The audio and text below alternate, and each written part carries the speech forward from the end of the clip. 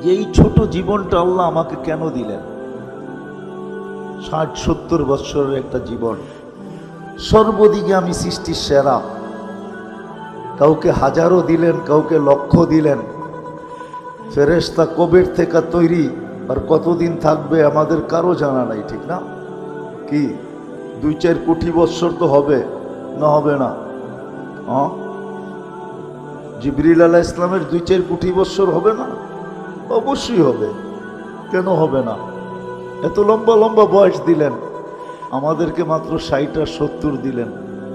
বাবা কিন্তু উচিত যে আমাকে এই ছোট জীবনটা কেন দিলেন, কি কারণে দিলেন?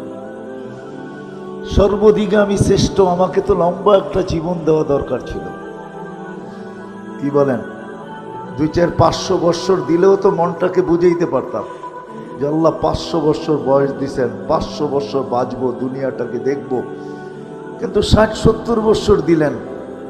কত বাড়িওয়ালাই তো বাড়ি বানাইতে বানাইতে এক সময় আসে যে বাড়ির জায়গায় থাকে, উনি আজিমপুরে থাকে, ঠিক না? এই সময়টা তার সাথ দেয় নাই, সঙ্গ দেয় নাই, বয়সটা তার সঙ্গ দেয় নাই। বানাইছেন তো মন মতো, কিন্তু থাকার সুযোগ হয় নাই। সত্য তো?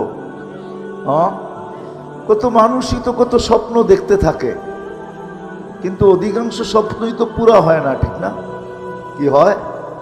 সময় এতদিন সাথ দেয় না, সঙ্গ দেয় না যে সব স্বপ্নগুলা পুরা করে যেতে পারে। ছোট একটা জীবন, 60-70 বৎসরের, এই ছোট জীবনটা আল্লাহ আমাদেরকে কেন দিলেন? বাবা উচিত, কিন্তু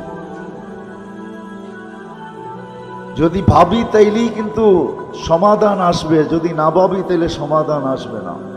60-70 বৎসর কাটা যাবে, যেমন আজকে কাটা যাইতেছে। কেউ ভাবে না যে আল্লাহ আমাকে কেন দিলেন। যদি আমি এখানে হাত উঠাইতে বলি, তাহলে 1-2 জন হাত উঠাইতে পারবে কিনা আমার সন্দেহ।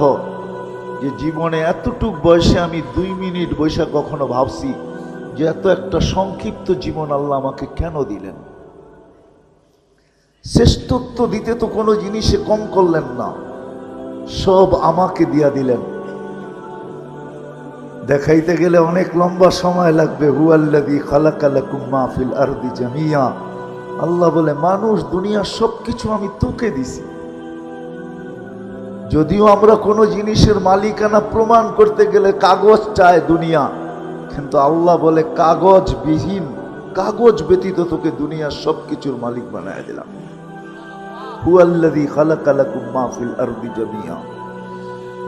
সমগ্র সৃষ্টিকে আমাদের অধীন করলেন।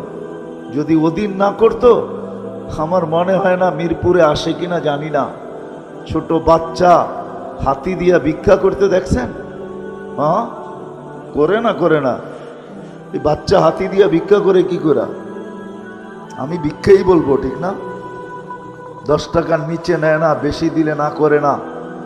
হাতি নিতেছে আর ওই ছোট বাচ্চার কাছেই দিতেছে, ঠিক না?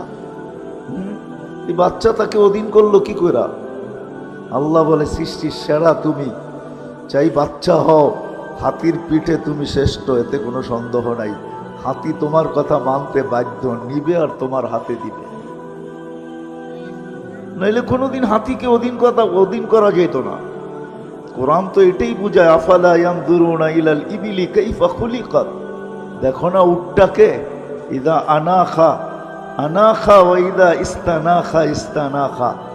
ছোট বাচ্চাও যদি বলে বস তো হাতি উট বসা যায়, যদি বলে দাঁড়া তো দাঁড়ায় যায়।